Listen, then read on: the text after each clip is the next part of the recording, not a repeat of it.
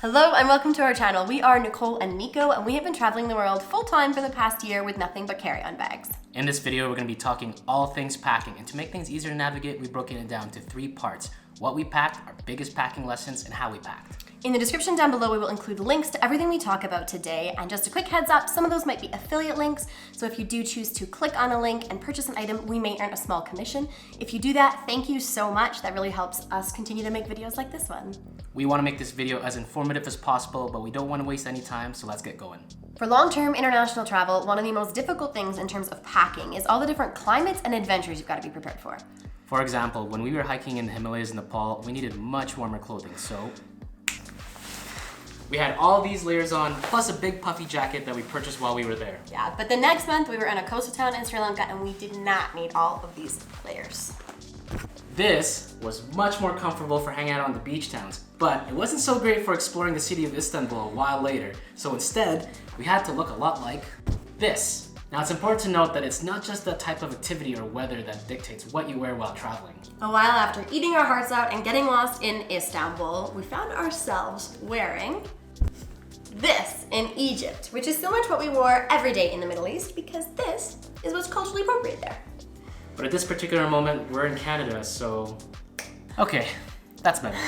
So before we get into the clothing that is actually in our bags right now, we want to give you a couple of tips that you can take with you as you figure out what to bring on your long-term travels. And the first is that don't forget that you can buy clothes on the road. So don't feel like what you leave with today has to be what's going to stay with you for the next year or 2 years if you're traveling long-term.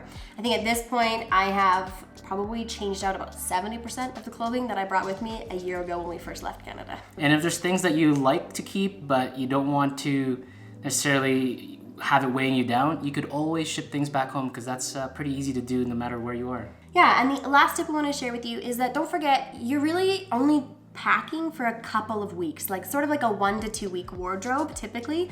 The hard part is just suiting it to various cultures and various temperatures, but you're not packing enough of everything for a year. You will regroup on the road and get new things as you need them. All right, let's start with my clothes. So, I have 7 tops, 2 of which are tanks, one of which is really meant to be like a workout or just specifically hiking shirt. At present, I actually have 4 pairs of pants, which is a lot, but I'm exploring. It's because we have lots of trekking gear right now. We're gonna be doing a lot of hiking coming up, so I've got my hiking pants. I do have a pair of jeans. They take a ton of space, they do not dry quickly, and they are 1000% worth all of that annoyance. I think you started with like 2 pairs, didn't you? Yeah, if that. I also right now have base layer top and bottom. I get cold always and very easily, so at the moment I am also carrying those. And then shorts, 2 pairs of shorts.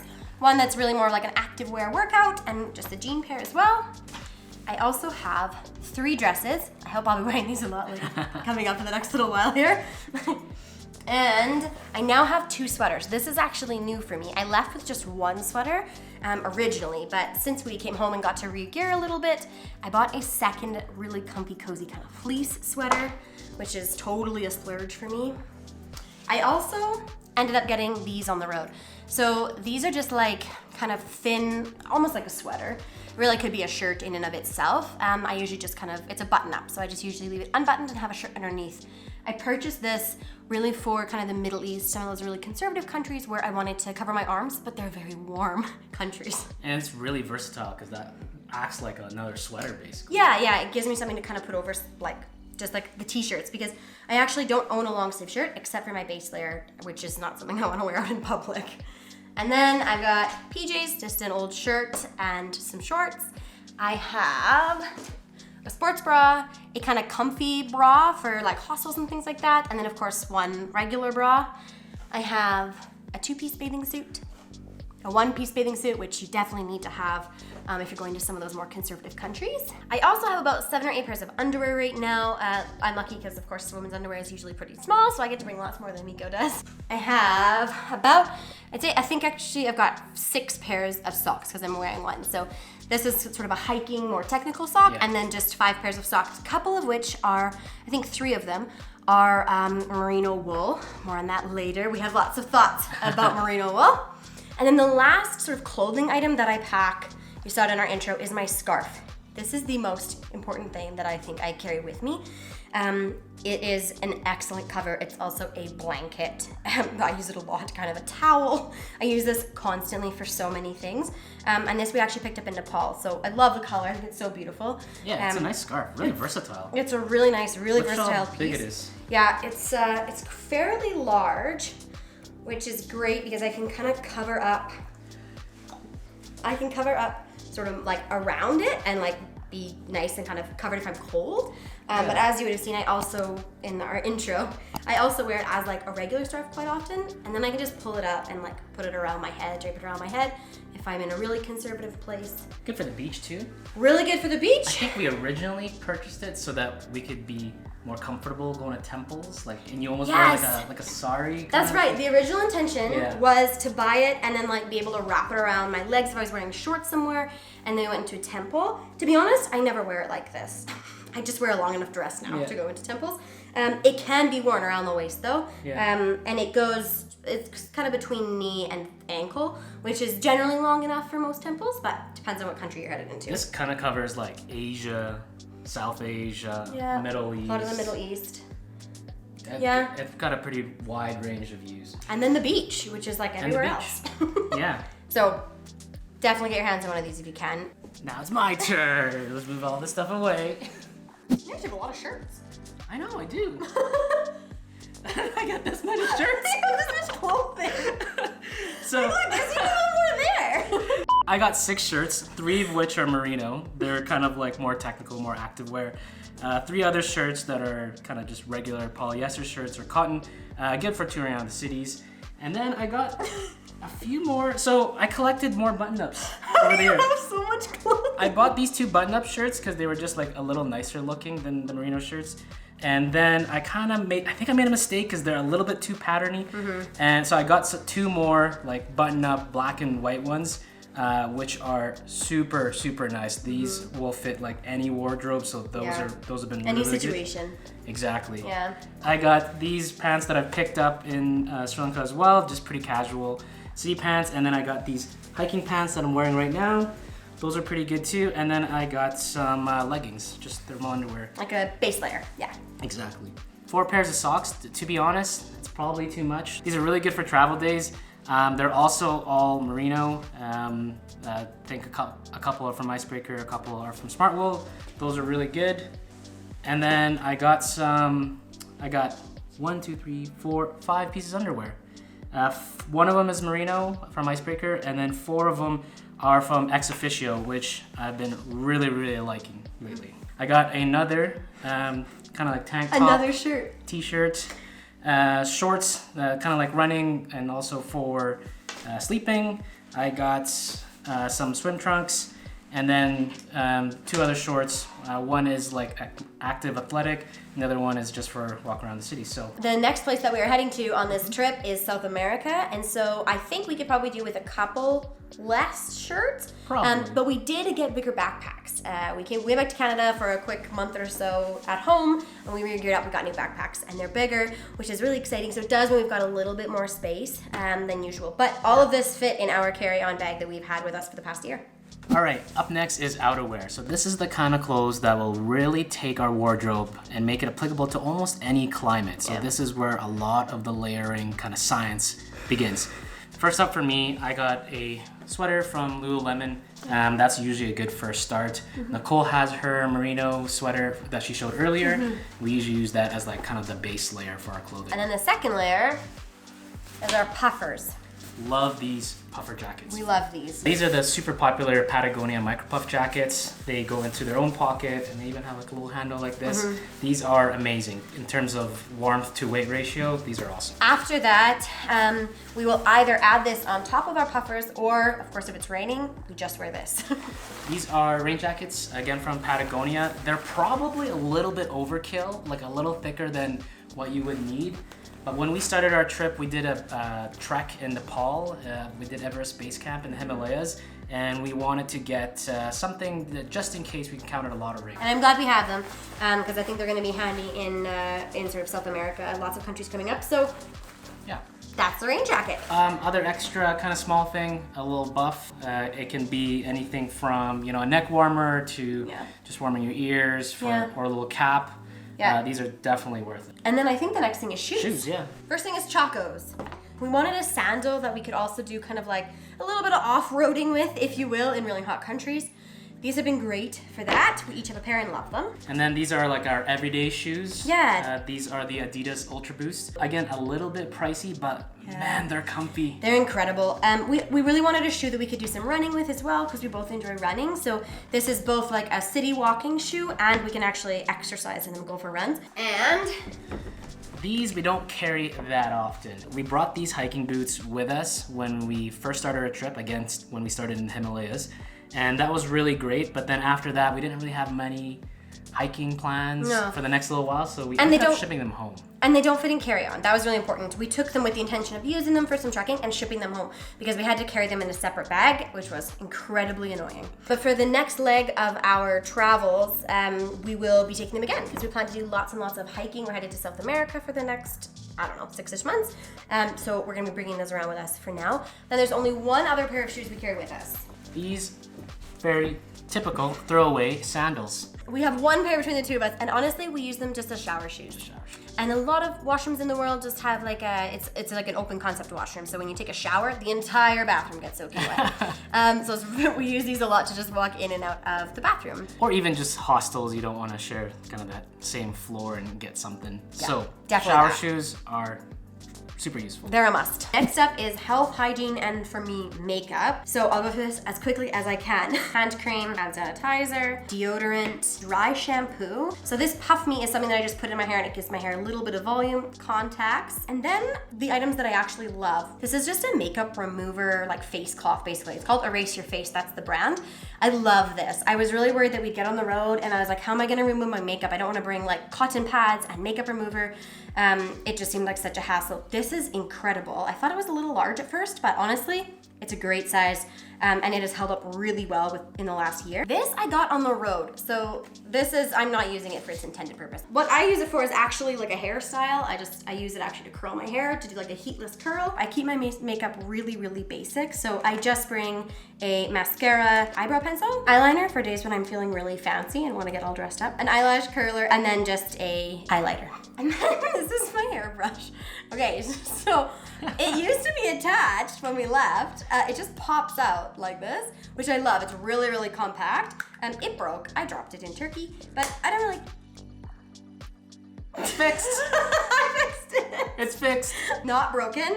To wash my hair, I actually use hard shampoo and conditioner bars. These are amazing. They last forever. It looks like soap, just like a bar of soap. Yeah. But you just obviously get it wet and then just drag it straight through your hair. I also carry a tiny little travel straightener. All right, and this side here, we also have some toothbrushes. It's really nice if you can get a toothbrush with like a little protective cap on it. Yeah. That really helps keep it clean. Razors for both Nicole and I.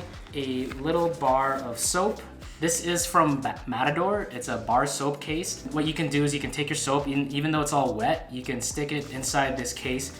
You roll it up like a dry bag, and then close it, and it actually will dry while it's in there. And Nicole's able to use it for her bar shampoo as well. Again, when you're doing carry-on only, and you don't want to carry like body wash around with you because it's a lot of liquid, you'd go through it fast. This is a great option, so you can buy bar soap, which is cheap and easy to find in every country. Bar soap is super easy to find, so that's a lot better. Toothpaste, combs, tweezers, deodorant for myself, contacts case, contact lens solution. So next up is medications. So the basics first, we have Advil, Tylenol, or I think in many countries people call it paracetamol, Gravol, antihistamines. We carry some malaria medication for when that time comes. And then I guess besides that, I have prescription medication. Prescription medication can be tricky depending on, of course, what you need to bring with you, because some countries don't like you bringing in certain prescriptions. We actually haven't had my medication taken away from us yet, so far so good. It's really good though, if you do have prescription medication, try to keep it in its original bottle with all the documentation and things like that can be traced to your name. Yeah, I actually even have a note from my doctor that explains the medication and why I'm on it and why I need it.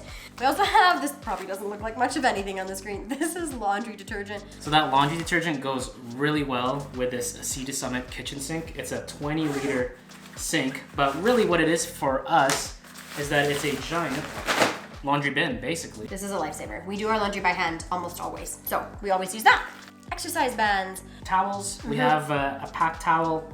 and that's the brand. They dry quickly, they're super lightweight, they don't take in any dirt or sand or anything like that. And then I guess the other thing to show, I think, would be our Sea to Summit Hygiene kits. These Sea to Summit Hygiene kits are awesome. They're incredible. So they're super lightweight, and what I like about it is must have feature, you need to have a hook. If you don't have a hook, you're gonna have a hard time finding a place to put all your toiletries down. Yeah. The only other thing that's not here that we should talk about is actually feminine hygiene products. If you were on the road, my suggestion would be a menstrual cup. It's reusable, it packs really small, so it's really good for the environment. Trying to find particularly tampons on the road, really, really hard. Lots and lots of countries, that's just not something that you're even gonna find. I don't know why I'm nodding like I As if you know. Like, oh yeah, sure. It's so hard to find.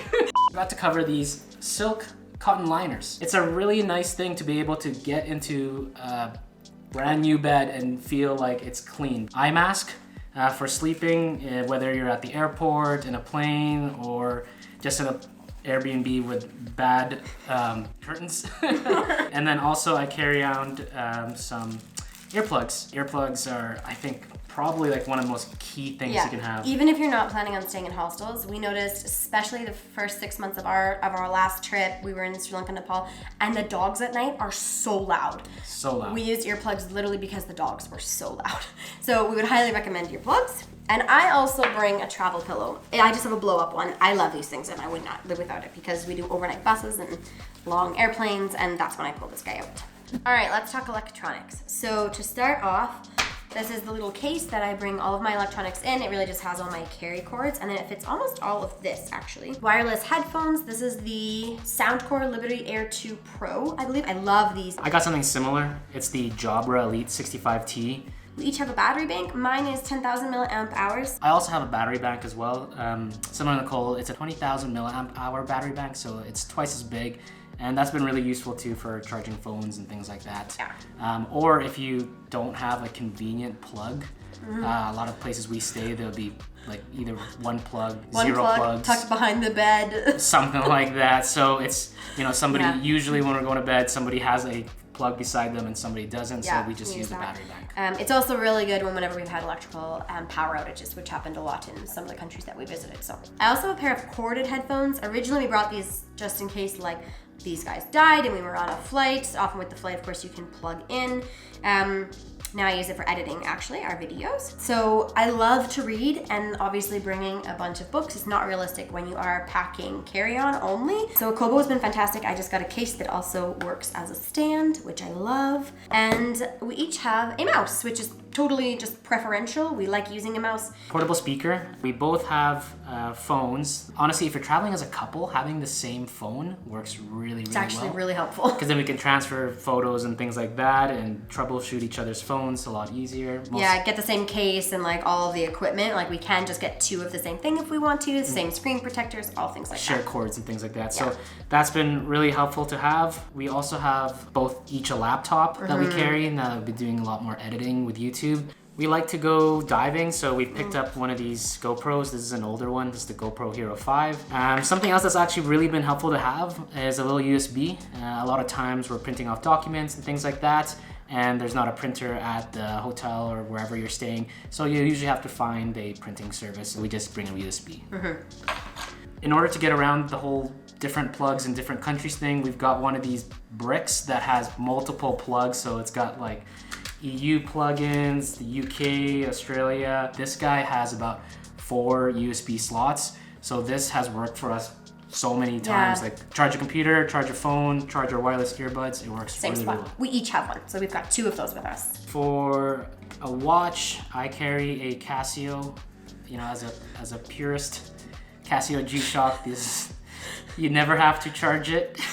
It's waterproof and you can drop it. This works really, really well. Yeah. I have a Fitbit, so not a purist, but I love this. This is actually the reason I got this and why I love it so much is because I can have my phone like put away in my backpack, kind of somewhere out of sight, and still receive text messages and things like that on my wrist. So I don't wear it everywhere. If I don't feel like it's the safest place, I will leave it at home, but in our hotel. But otherwise, I have been traveling with it for the past year, and I love that. And then I guess the only other thing in terms of electronics is that we obviously have some camera gear. We're filming on a camera right now that we always have with us, and that's sort of a whole other video, I think, not sort of relevant to everyday traveler. But if you want to see that video, let us know. If you're interested in what gear we use for YouTube, we're open to making a video about that for sure as well. Yeah. Okay, let's move on. So the next category we're just gonna call kitchen, because this is actually all to do really with food. And this is not something that a lot of people talk about, but if you're doing long-term traveling, you're not gonna be wanting to buy food all the time. So you're gonna be wanting to cook for yourself, have a coffee for yourself, and not have to buy it somewhere expensive. This is how we're able to do that while we're on the road. Yeah, so I'll start off with this little kit here. This is a bag that we got from one of our towels, but it's filled with spices. And then in all these just Ziploc bags, we have various spices. And I just get new spices whenever we run out in a country I'm in. I just pick up that spice again. The other food item that we carry around with us all the time is actually chicken stock. The reason we carry this around is because I find it's a really easy way to add flavor to like rice, quinoa, any grain you can find. Yeah, the next items are these collapsible mugs. So they're nice, they're from Sea to Summit. And they actually also have like a screw-on lid, so they can double as like extra food containers. So if you have leftovers, you can put in this container and put it in the fridge. But yeah, they collapse down to basically that size. Yeah. And have worked really well as either a like mug for coffee or even just as a bowl that you can eat out of. Yeah, we often have breakfast. We buy cereal in lots of places, cereal and milk, and we often will eat our breakfast out of these guys. Kitchen knives are hard to come by. So obviously this wouldn't work for a carry-on. And now that we've got ourselves check-in bags, we've decided to pick up some real knives. Most of the Airbnbs that we go to around the whole world have terrible knives. And one of these days we're gonna cut our fingers off with a really dull knife. We also have foldable sporks. Nicole and I love coffee, and we like making our own. So we usually would just buy the coffee grinds and then make them in our hotel room or Airbnb room. Yeah. So this little coffee filter from GSI works great, and it also matches with the GSI cups. So you can just put it together like that. These are Sea to Summit cups. Oh. Yeah. Sea to Summit cups. We purchased this in New York actually because we really wanted a new coffee option, and it just works really well with our Sea to Summit cups. So we literally will put our coffee grinds in here and dump hot water from a kettle, which we're usually able to get everywhere, and make ourselves a cup of coffee. Then we also have what are called stashers. That's the brand. These are like reusable Ziploc bags. This is incredible. Like, we obviously use it to store food most of the time. We also just use it as a bag. If it's empty, we put things in it, so it doesn't take up like unusable space. We've even turned this into a heat pad for when I was having a really big painful day. So we do also carry cloth.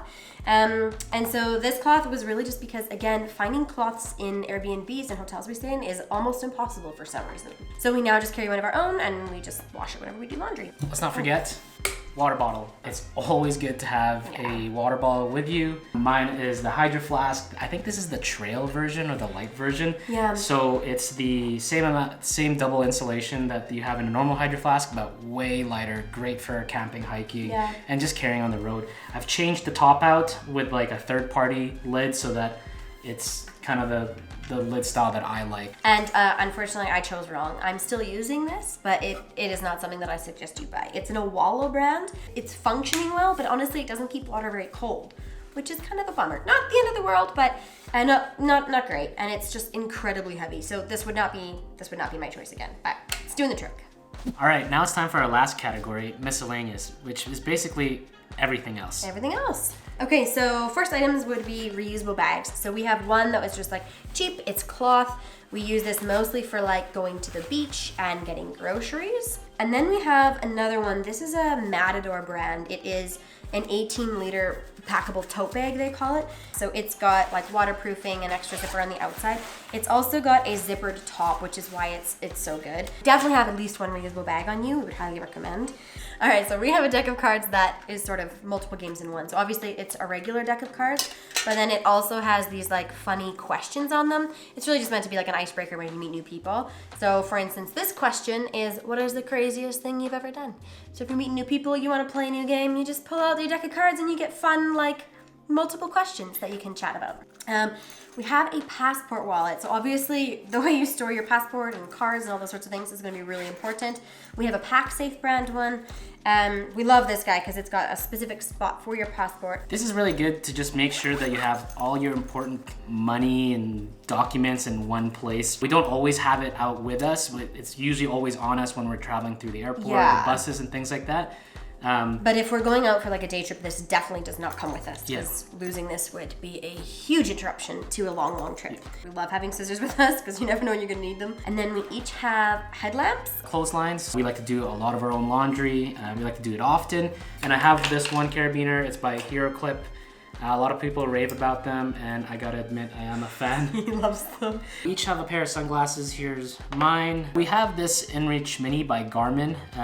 This is more for when Nicole and I are doing hikes out where we might not have signal. In terms of lightweight hiking, we have one of these Ultra Pods. I think this is really underrated. I found this on Amazon, but this little guy is so light and it's so tiny. Yeah. It works super well to just hold up a phone if you don't want the full tripod, but you just need something to mount your phone. This has been really, really good. A couple other things, just some extra rain covers. Yeah. So this is the new one that we have for our bigger backpacks by Osprey, but we can show more of that later.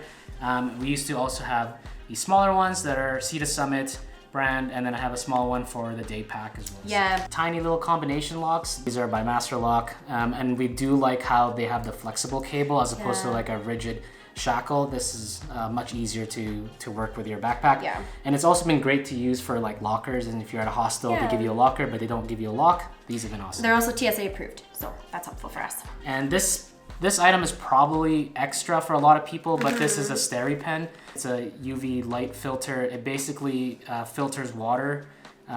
If you're, say, hiking and you need some water from nature. Definitely more for the hiking kind of adventures, camping adventures that we like to go on to. But it's had its uses throughout different countries. It has. Yeah, we've used it for water that comes out of the sink as well. Yeah. And then I think the last thing in Miscellaneous is our file folders. Yeah, Nicole and I each have these little blue file folders that you can pick up anywhere. They're just really handy to have. All your documentation when you go to the airport, you just get them ready. Yeah. We always like printing things out.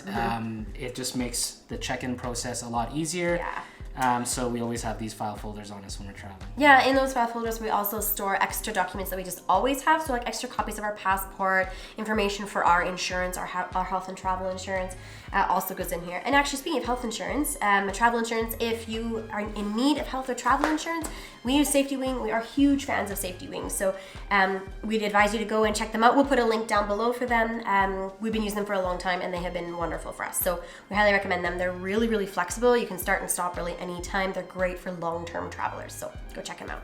All right, so now we want to talk about the biggest lessons that we have learned since traveling the last year full-time with nothing but carry-on luggage. Our first lesson is actually about merino wool. Might be a little controversial, our opinions on it. Yeah, a lot of people rave about merino wool. There's some parts that are great about it and some parts that are not. Yeah, I mean, overall, we feel like merino wool is actually a little bit overrated. And I think for us, the reason for that is actually just the durability of the clothing. So we started traveling full-time with multiple different articles of clothing made from merino wool. And at the end of the day, a lot of those things wore down really fast, especially considering the cost. This is not inexpensive clothing items. We have noticed that it is antibacterial, it doesn't smell, you can wear the same thing for multiple days and it's still good. But I think for us, we've noticed that it depends on your case or your scenario, whether or not you should be using merino wool. So for instance, Mico's men's underwear, they did not last long at all. It didn't last as long as it should have, and I just moved on to something just, like the ex officios. I think those were a lot better. Something cheaper. Our socks have been fantastic. Socks have been good. Underwear, not so much. No, and Nicole's like gloves. So to be fair, these are meant to be a like a liner glove. But do not use them outside because within minutes that happened. And they won't take them back or exchange them for me or anything like that. My sweater I have been fairly disappointed about. It's really lovely in terms of like the technical capabilities. So I feel like no matter the temperature outside, it keeps me the perfect amount of warm. I'm never overheating, I'm never really cold when I'm wearing it. What I have had a hard time with is just the hand holes. They seem to just degrade, like this one in particular. This happened really quickly. I don't know if you can see that, but there's holes in them, and that happened within probably a month. And again, something that they won't return or exchange or help us out with. So we had it actually, I think it was 14 months since we bought it.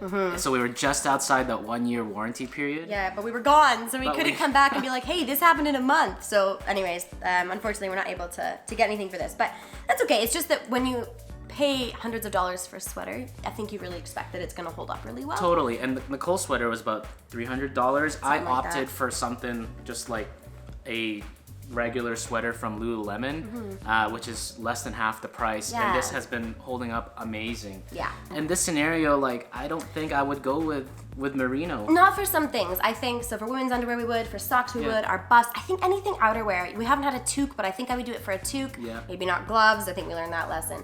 But I think any item that's not going to undergo a ton of friction and withstand a lot of wear and tear, you'd be probably pretty good for. So what we're really trying to say is that merino isn't everything. You can totally get by with alternative like fibers or just kind of regular clothing from other brands and other materials. You don't have to leave with a 100% merino loadout to last your entire trip. It won't last your entire trip. It is great technical gear. If you're on a big outdoor adventure, then it might be a good idea to find some merino wool options that aren't gonna deal with a lot of friction. But you don't have to go that far. It does cost a lot of money, and there are much less expensive options that we believe would work really well as well. They're great, but they're really not essential. Yeah. Okay, so the next topic we want to talk about is check-in versus carry-on. So now I think there's a large group of people that'll be team check-in and a large group of people that'll be team carry-on. Yeah. We are, I think, slowly becoming team check-in. So Nicole and I have done a lot of traveling with both check-in bags, and for this trip that we've been gone on for the past year, we decided to go with full carry-on bags. And that has had a lot of benefit. Number one, you can get on a plane with all your stuff and get off super quickly. There's no need to wait in line to find your baggage. There's no need to risk losing your baggage on the flight. And there's also no need to maybe pay for expensive fees to check in a bag, especially if you're on one of those low-cost carriers. But then over time, we started realizing that it might not be, as necessary to always carry on that bag, because we find a lot of times we've been getting check-in bags that are complimentary with our tickets. For a good chunk of time there, we were just taking buses and just overland transportation, and it really wasn't necessary for us to be checking in bags on airplanes. Over time, we also acquired a few items that we couldn't do as carry-on.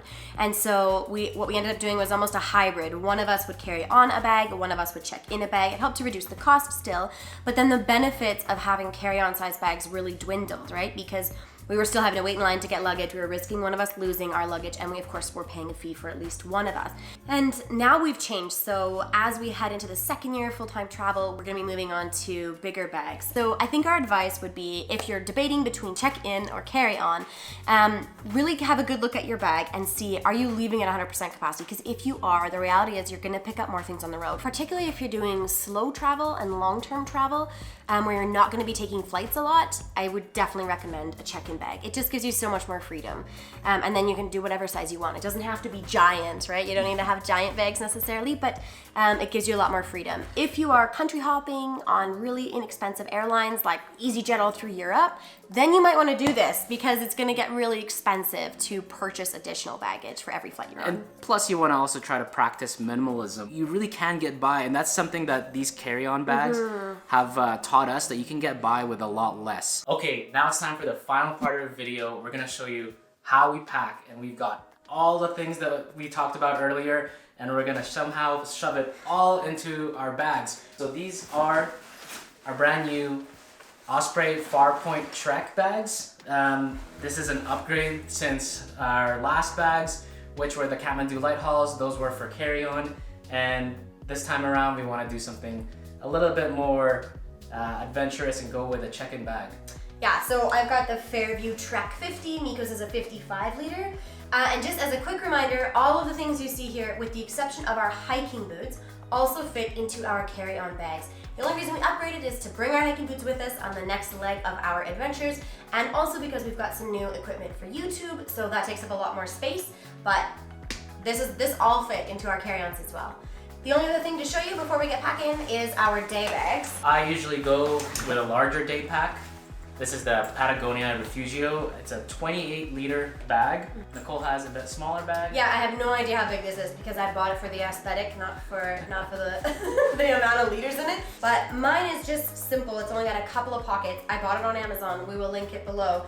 It is nothing fancy. I just liked the way that it looked. And most importantly for me was just that it fit my water bottle. So I do carry my water bottle in here. I don't want Mico to have to carry all my water. I just carry small stuff in here. I usually carry all like the extra sweaters or extra food and things like that, and like also the camera equipment. I just carry my own stuff only. But one of the big reasons why we switched to these bigger bags as well is so that when we're going out on a travel day, these day packs aren't absolutely stuffed. We've had lots of travel days where our carry-on bags were super full, and then our day packs were on our chest, also super full, which could be a little bit uncomfortable when we're going on for like a 33-hour travel day. We hopefully don't need to do that with these bigger bags. I don't think there's anything left to do but to pack up these bags. So let's get going. One of the big things we love about these Farpoint backpacks is that they open up from the top or from the front like a suitcase. Unlike traditional backpacking backpacks that open up or that are top loaded, this one opens with it flats, and then you can have access to all your stuff all in one go. And there's compression straps inside. Yeah, and there's also little compression straps inside that can help kind of keep everything together. We like to use packing cubes with a compression in it, so it's kind of like a hybrid. It's not quite like your traditional packing cube, and it's not quite a full-on compression sack. Yeah. We just like that. Usually with a packing cube, you can kind of open it up and get everything at once, whereas in the past when we've used compression sacks, you have to, if you just want one small item, you have to open up the whole thing and dig for it inside that sack. They're usually just like a traditional compression sack, just opens from the top, and you gotta dig through the whole thing to get what you want, and that drives us a little bonkers. So we don't do that.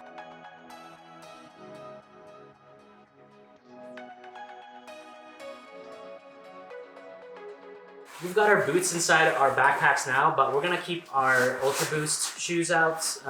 This is because this is gonna be what we're gonna be wearing as we do our travel days. Yeah, we can't ever fit like our big shoes in our backpack on big like travel days where we're switching cities or countries. So we're always wearing them. We always wear them to the airport, on the bus, whatever the case might be. Yeah, just to save in the space. We just need the room. So this is our entire life packed up. Yeah. And kind of 4 bags, which is pretty decent considering that this is what we do for full-time travel. We did pretty much the same amount of stuff, carry-on bags for a year, and we're hoping to do that again with these bigger bags and go for another year, maybe 2 years, who knows. So links to every item we talked about today are not going to all fit in the description down below, but we will include a link where you can click and then get information for everything that we chatted about. We realized that was a lot of information, so if you've got any questions, please feel free to comment down below. If you liked the video, give it a like. Yeah. And if you want to see more videos about travel vlogs and things like that, hit the subscribe button. There's lots of great adventures coming up. Yeah. And I think we'll just leave you off there for today. Yeah, we'll catch you in the next adventure. Thanks for watching. This is the one. Here it is. We'll Okay. include links to the items in the description bar below. We should just Please go like, don't. we should just do this. Hey. That's creepy. Hi, and welcome to our channel. We are Nicole and Mico, full-time travelers. I forget what I'm supposed to be saying. And we did not need any of these layers. Yeah, but you gotta hit the lens. I tried. Oh. Okay, let's do this again. From the top. From the top. Next adventure. Thanks for watching. All of these layers. I hit it, babe! my god, we did it! Oh, that's it! Oh my god! The first 10 seconds done. God.